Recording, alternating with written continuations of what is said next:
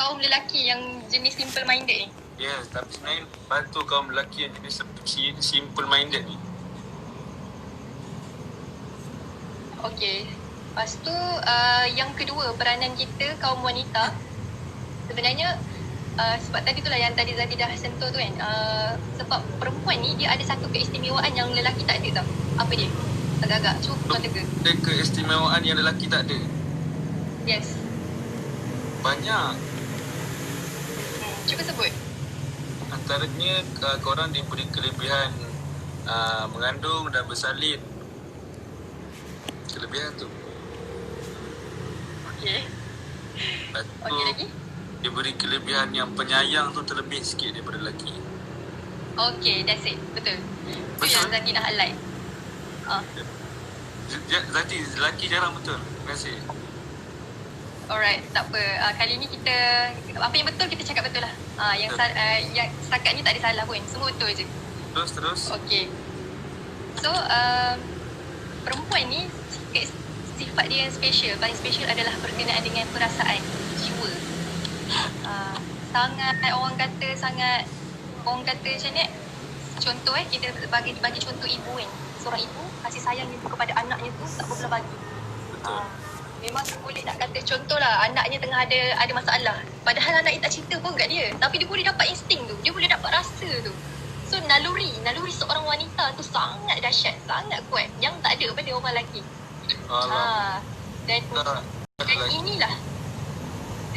Dan inilah yang sepatutnya wanita gunakan sebagai senjata yang paling kukuh dalam dakwah sendiri, dalam buat dakwah. Sebagai contoh bila kita buat dakwah, kita ajak orang untuk kenal Allah, kita ajak orang, kita bagi tahu orang tentang Islam, tentang syurga, neraka. Beza contoh kalau penyampaian lelaki, dia lebih kepada orang kata macam straight to the point. Tapi kalau perempuan ni kadang-kadang dia punya penyampaian ni lebih menjiwai. Kadang-kadang tu ada pun sampai nangis. Bukan tak ada, bukan kata lelaki pun tak ada penyampaian macam ni, ada. Tapi nak ceritanya kebanyakan perempuan ni lebih menjiwai. Dan ini orang kata bila cerita tentang jiwa ni, dia akan lebih sampai kepada jiwa mad'u tu sendiri, orang yang kita dakwah kan. Macam tu. Sebagai contoh kan, Zati ada tengok tau satu ceramah Dr. Zakir Naik ni. Kalau kita tengok kan, isteri Dr. Zakir Naik kan, dia pun sebab dia pun adalah seorang da'i muslimah. Tapi isteri Dr. Zakir Naik.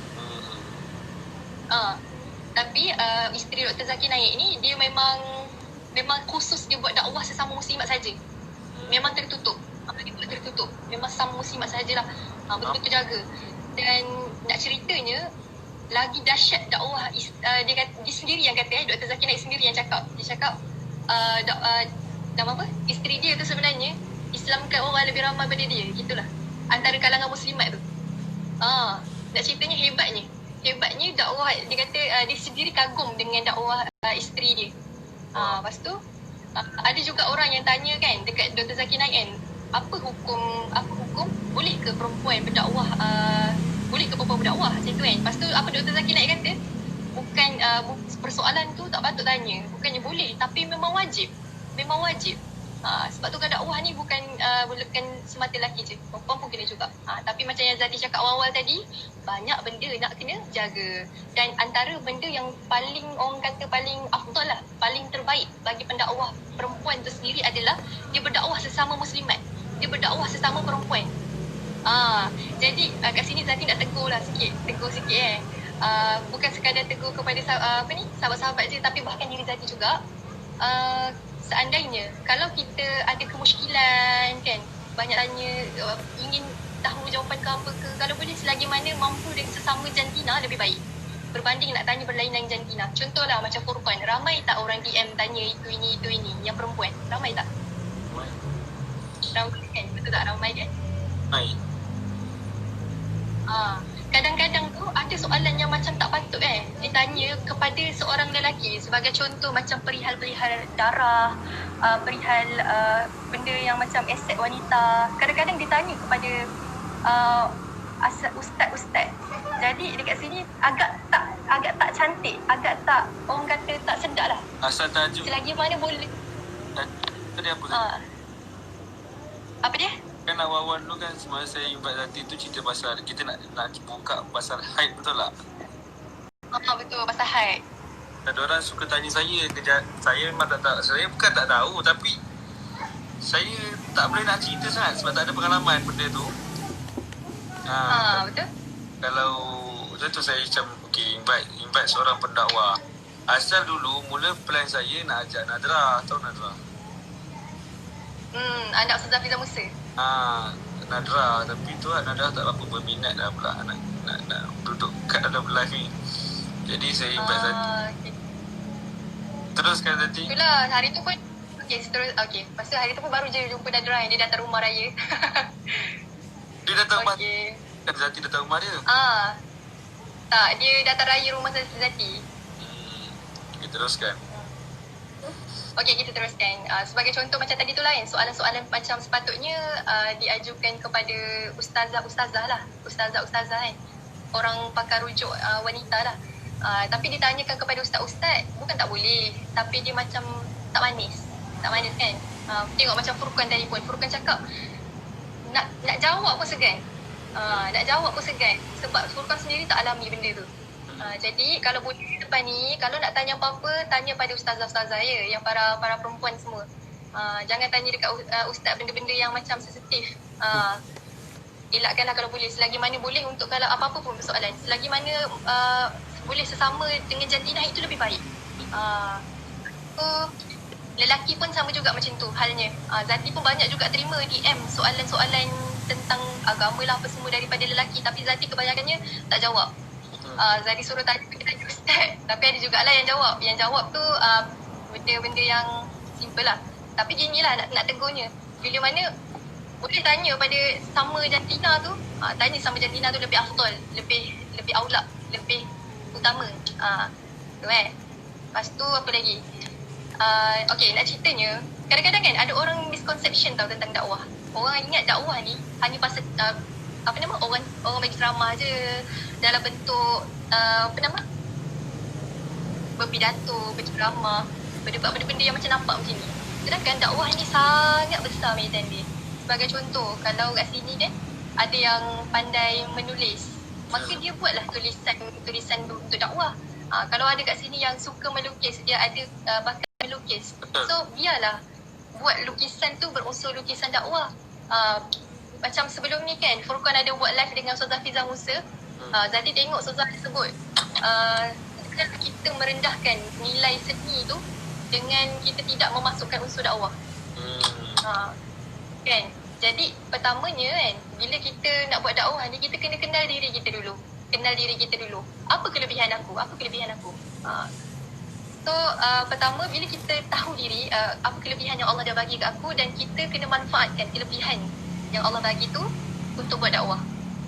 Untuk ajak orang makin dekat dengan Allah, untuk ajak orang kembali pada Islam yang sebenar. Kalau kita yes. Jadi jangan sia-siakanlah korang punya bakat. Jangan sia-siakan apa kelebihan yang Allah dah hadiahkan dekat korang. Sebagai contoh macam Furqan suara sedap, boleh taranum, boleh menyanyi. Lepas tu Furqan gunakan nyanyian yang berunsur dakwah. Baguslah tu. Masya-Allah, mantap. Semoga istiqamah. Okey.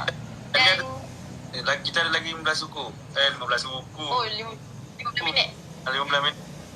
15 suku pula. Okey, macam ni. Zati pernah cakap Zati tu bekas penasyid tu lah. Betul. Zati tu bekas penasyid. Sampai umur berapa Zati bernasyid? Zati nasyid sampai tingkatan 6. Lama. Sampai Zati dah sebenarnya tingkatan 6 dah akhir balik, betul tak? Betul. Okay. Jadi sejak bila Zati timbul kesedaran untuk tak bernasyid lagi? Sebab Zati mungkin ada beberapa perkataan daripada murabi yang membuatkan Zati tersentak. Mana perempuan tak boleh. Tapi betul tu. Dah lepas pada dah tingkatan 6 kan. Tingkatan 6 tu mana dah besar juga tu. Jadi cuba Zati kongsikan sikit.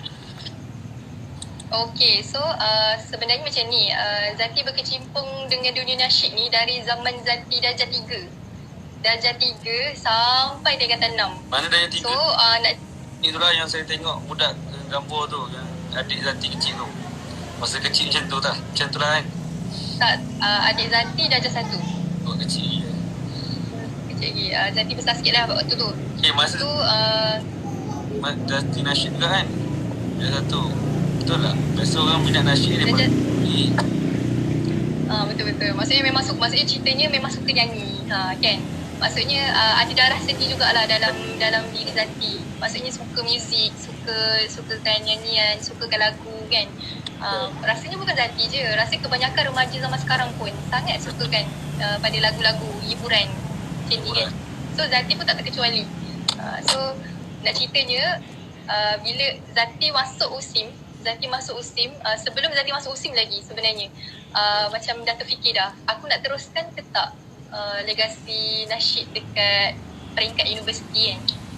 Sebabnya masa Zati dekat USIM pun baru masuk tahun 1, ada pertandingan nasyid siswi. Nasyid siswi ni pertandingan tertutup lah, perempuan-perempuan je. Lepas tu kat USIM. Lepas tu Zati join, Zati masuk bersama dengan tim Zati. Zati buat tim lah, tim baru dekat USIM. Tim And baru? then Sama lah, betul lah kan? Banyak tim tu. betul. Okay, lepas tu kita orang masuk lah. Kita orang masuk pertandingan tu. And then kita orang alhamdulillah, tu memang pertandingan tertutup tau. Pertandingan tertutup perempuan-perempuan je. Lepas tu Zati pun alhamdulillah Allah rezekikan, memang tak sangka tiba-tiba Johan. Johan kan. Lepas tu nak ceritanya lagi, Zati kena approach dekat ni lah orang Pusat Kebudayaan USIM untuk masuk tim nasyid perempuan USIM.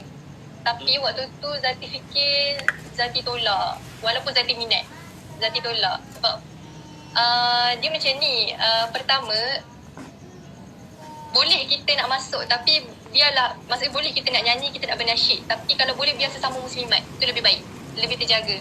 Ada pun untuk sesama dengan yang Zati menang ni tertutup kan? tertutup. Lepas Yang tu Zati menang dia tertutup. Ibu Zati untuk masuk yang lelaki perempuan boleh tengok macam tu. Yang lelaki perempuan boleh tengok. Yes. Diorang nyanyi sama-sama. So macam Zati agak nak jaga. So Zati rasa untuk elak lebih baik. Macam tu. Lagi satu sebenarnya pun macam yang Furqan cakap, ada sentapan daripada murabi. Betul. Sebab tu lah kita kalau nak buat apa pun kena sentiasa minta nasihat daripada murabi kan. Ustazah adalah Ustazah Teguh. Maksudnya biarlah kalau boleh tu tak ada masalah nak bernyanyi, bernasyid dengan unsur-unsur lagu agama, dakwah, tak salah. Tapi lebih baik, lebih terjaga tu bila mana sesama dengan muslimat sajalah. Sebabnya kan banyak sangat fitnah. Sebab kita jadi orang perempuan ni memang secara keseluruhannya memang fitnah. Sebab ada kan dalam satu hadis tu kan disebutkan bila mana perempuan melangkah keluar rumah je, syaitan tu akan mengindahkan perempuan keseluruhannya kan. Orang yang kat luar akan nampak macam itulah. So banyak sangat benda nak kena jaga. Lepas tu Zati lebih prefer yang tu lah. Lepas tu Ustazah tegur macam tu kat dalam usrah kan, Ustazah tegur. Lepas tu rasa macam Allah Akbar, Zab terus lah, okay, lepas dia aku nak quit lah. Aku tak nak join nasyid yang campur lelaki perempuan. Itulah Apa ni? Zaza Usrah tu lah. Ustazah usrah. Mana Zaza tu memang Zati sangat sikoh lah sebenarnya. Betul tak? Sangat sikoh. Betul? Betul lah tu. Sebab apa yang Zati pegang tu pun Zaza Hafizah pegang juga. Yelah. Kalau itu kan? Sependapat juga. Tapi kan janganlah kecam dengan orang yang terlibat dengan terlibatlah dalam bidang nasyid kan. Kan kena apa? Kena terbuka kat dengan pandangan-pandangan. Betul. Tapi jangan perkecilkan juga orang yang pegang dengan pandangan yang kecil. Sebagai contoh, dia tetap bernasyid juga kan di khalayak umum. Tapi dia menjaga. So janganlah korang kecam. Ni sekarang ni netizen ni cepat sangat nak judge orang. Sepatutnya kita jadi kena juga sikoh. Mungkin kita bersangka baik, dia pegang pandangan ulama yang sedikit tu. Jadi ulama ni kalau dia berpandangan, dia khilaf, dia bukannya berpandangan semata-mata dengan pandangan dia, tapi dia berhujahkan dalil. Semua dengan dalil-dalil dia. Ada yang pandangan yang jumhur macam ni, pandangan yang kecil macam ni. Jangan sekali-kali walaupun jumhur macam tu, janganlah sekali-kali kita meremehkan juga yang kecil tu. Macam itulah. So Islam ni dia sangat fleksibel, tapi janganlah kita memudahkan sangat juga dalam masa yang sama. Sebaiknya kita sebagai seorang perempuan kena jaga diri sebaiknya. Sampai kan kalau ada Ustazah Zati ni yang paling betul-betul jagalah. Memang dia kalau boleh perempuan yang macam ni lah. Contoh kalau macam yang berdakwah secara macam ni kan ada lelaki, ada perempuan juga yang tengok kan. Memang dia tak kasih. Dia kata kalau selagi boleh elak. Tapi kalau tak boleh elak, maksudnya perlu juga untuk buat. Kena jaga yang macam sebut-sebut perkara yang tadi Zati dah sebut 5 perkara tadi. Kena jaga. Itulah dia. So jangan itulah, cuma nak tegur lah kepada para sahabat-sahabat semua yang tengah tengok live ni, jangan cepat menghukum orang. Cuba sangka baik. Betul-betul, jangan cepat menghukum orang.